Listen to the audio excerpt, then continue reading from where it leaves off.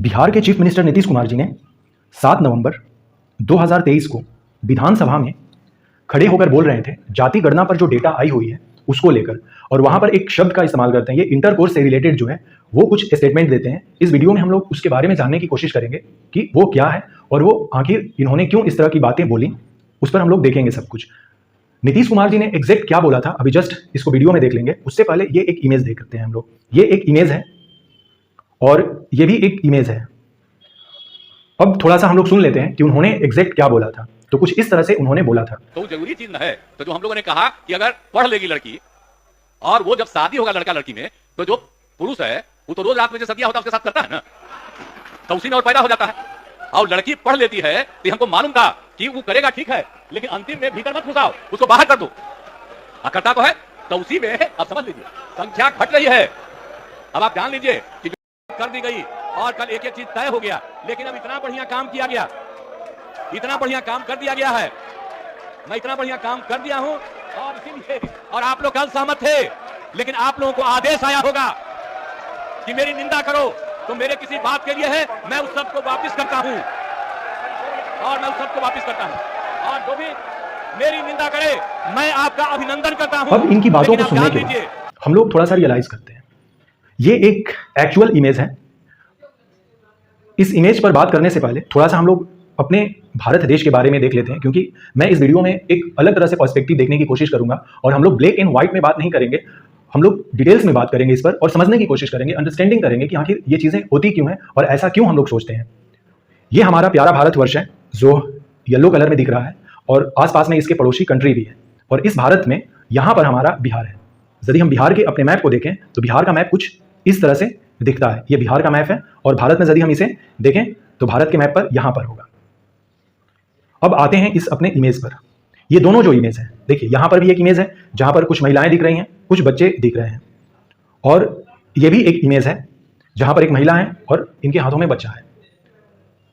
Mainly जो हम लोग बात करेंगे इस वीडियो में, हम लोग देखेंगे कि आखिर जो महिला और पुरुष है और ये जो बातें आ गई हैं कि नीतीश कुमार जी ने ऐसा क्यों बोला, और बहुत सारे अभी मीडिया वाले लोगों का भी स्टेटमेंट देखेंगे।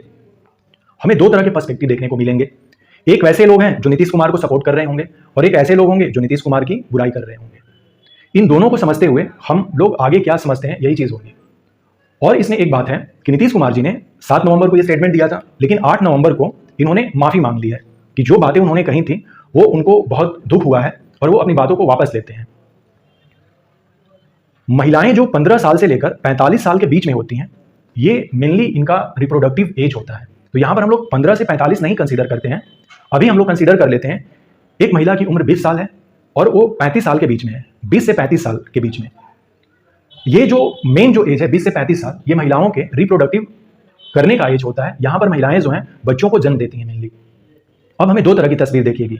एक पूरे भारत में, केवल बिहार में नहीं, ऐसी महिलाएं दिखेंगी जो पढ़ी लिखी नहीं है और एक ऐसी महिलाएं दिखेंगी जो पढ़ी लिखी हैं, और दोनों का एज जो है 20 से 35 साल के उम्र की महिलाओं को आप इमेजिन कर लीजिए। एक ये महिला है, इनका भी एज जो है वो 20 से 35 साल में कहीं होगा।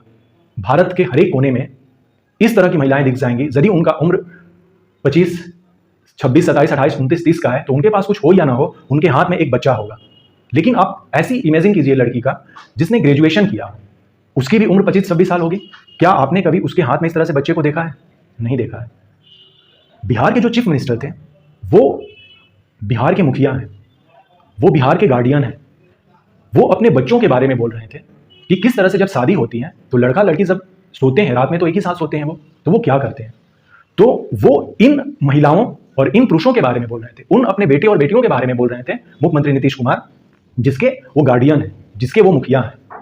लेकिन हम में से बहुत सारे जो लोग होते हैं हर एक बातों को निगेटिव में ले लेते हैं, बिना सोचे हम लोग उस पर बहुत सारी टिप्पणियां कर देते हैं। अभी जस्ट बहुत सारी बातें क्लियर होंगी। यह बिहार का मैप है, जियोग्राफिकली काफ़ी ये डिफरेंस है।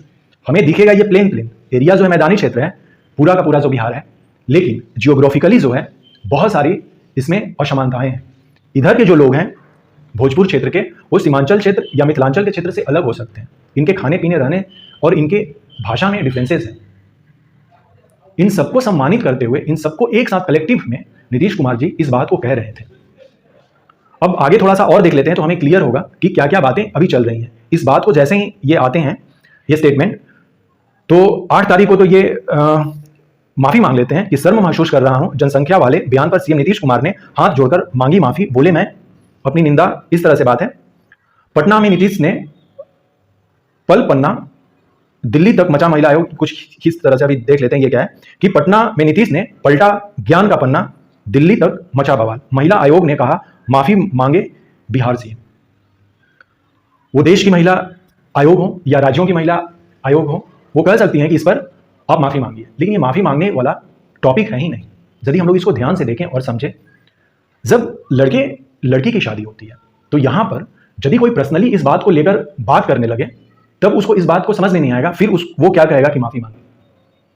हमने सिंपल सी बात कही, जैसे कि यहां पर एक चीज और देख लेते हैं आगे वाले ये में होगा कि ये जैसे ये है कि नीतीश के बयान से चढ़ा सियासी पारा, महिला आयोग भी आग बबूला। इस तरह के स्टेटमेंट बना बनाकर हम लोग लिख रहे हैं, बहुत सारे मीडिया चैनल जो हैं।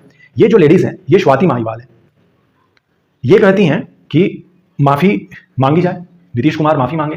लेकिन सिंपल सी बात है, स्वाति माहीवाल भी जो है ये भी अपने रिप्रोडक्टिव एज में है, इनकी भी एज जो है शायद 35 से कुछ ज्यादा है। लेकिन क्या आपने कभी इनके हाथ में बच्चे को देखा है? नहीं देखा है। और नीतीश कुमार जी इन्हीं सारे टॉपिक्स पर बातें कर रहे थे, और बातों में इन्होंने क्या बताया। यदि हम लोग अभी बिहार के बारे में बात करें तो कुछ डेटा मैं अभी यहां पर लिख देता हूं, कुछ डेटा से समझ लेते हैं। बिहार में 2011 जनगणना के अनुसार लेटेस्ट जो हमारे पास जनगणना है वो 2011 का है। 2021 में जो जनगणना होने वाली थी वो हुई नहीं, और जब भी ये स्टार्ट होंगी तो वो हमें पता चल जाएगी।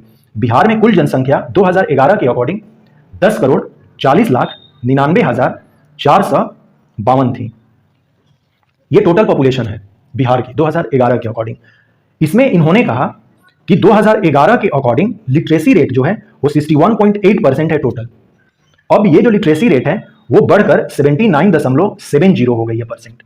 महिलाओं की जो लिटरेसी रेट थी 2011 में वो 51.5% थी, अब ये बढ़कर 73.19% हो गई है। ये यहां पर इन्होंने बात कही लिटरेसी रेट को लेकर। अभी बिहार ही नहीं पूरे देश के लिए नेशनल फैमिली हेल्थ सर्वे का रिपोर्ट 5 आया था, उसके अकॉर्डिंग सेक्स रेशियो के बारे में बात कही गई थी।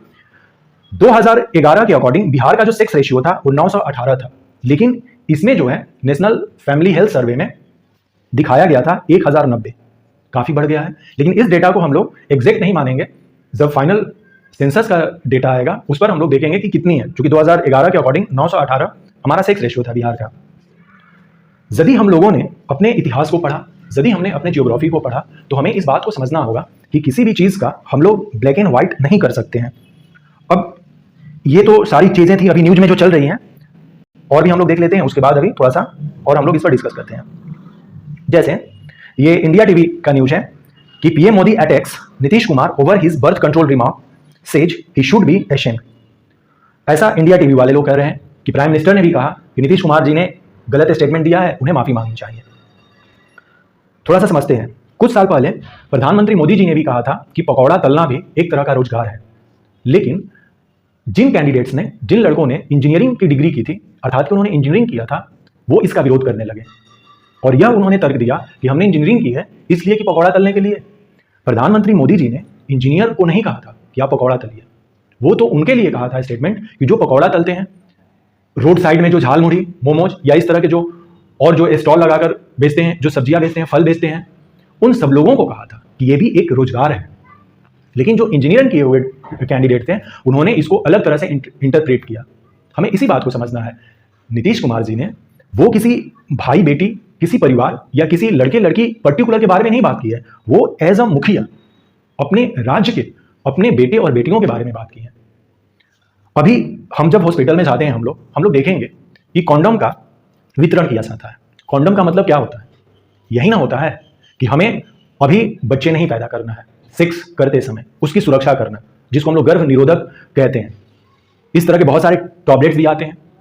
और इन्होंने क्या किया, नीतीश कुमार जी ने इस बार क्या किया, इन्होंने विधानसभा में ये बात कह दी।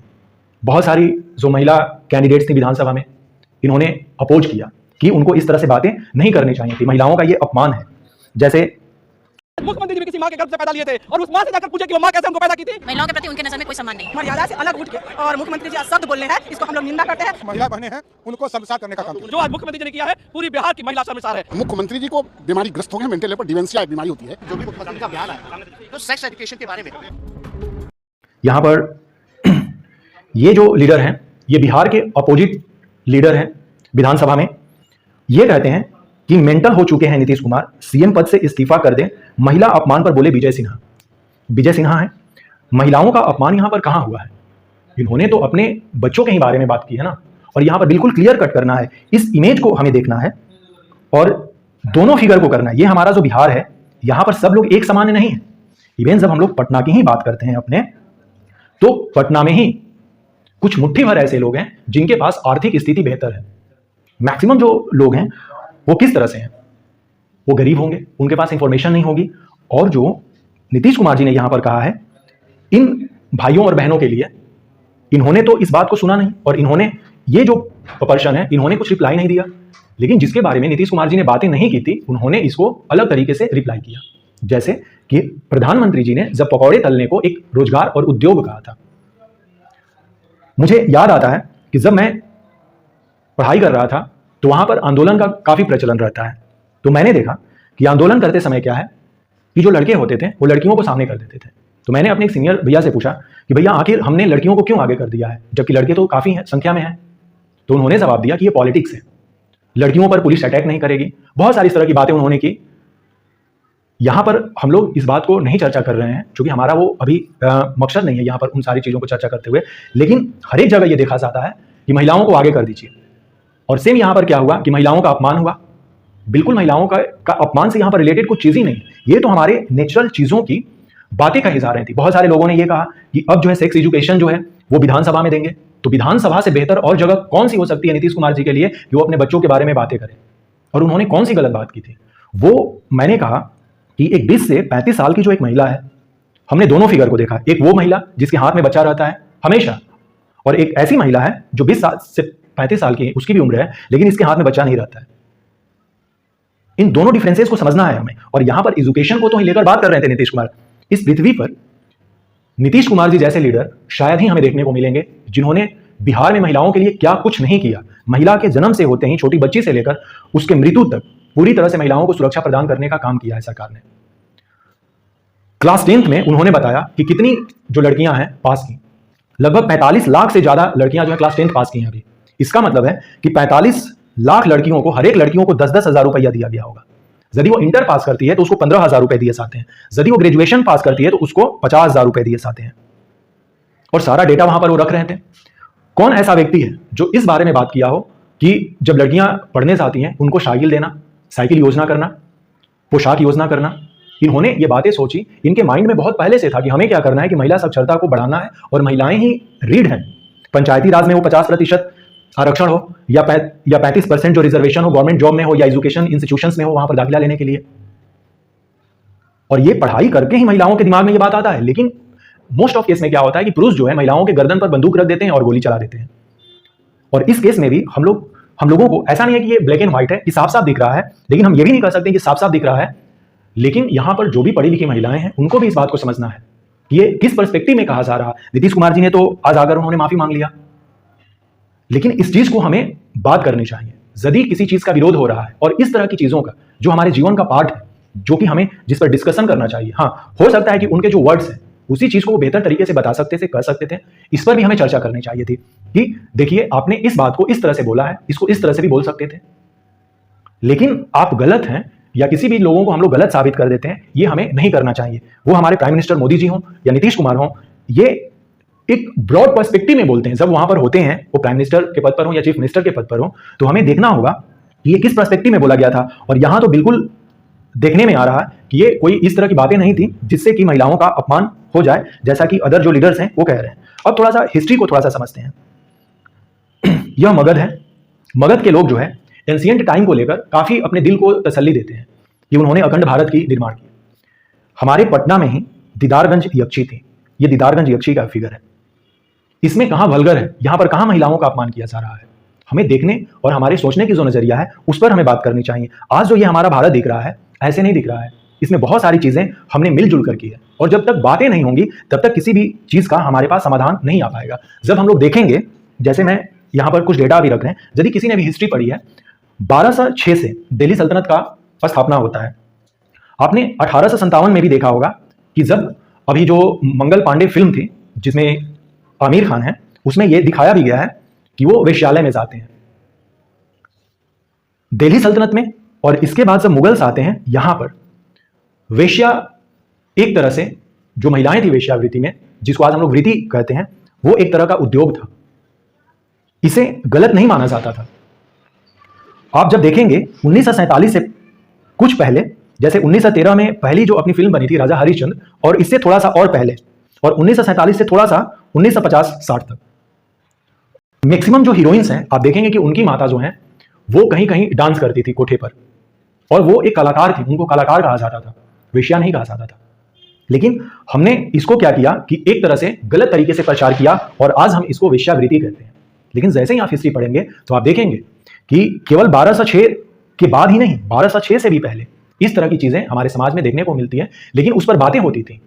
ये नहीं है कि हम उससे मुंह छुपाते थे या कहते थे कि आप ऐसा बोलो ही मत या ऐसा आप करो ही मत।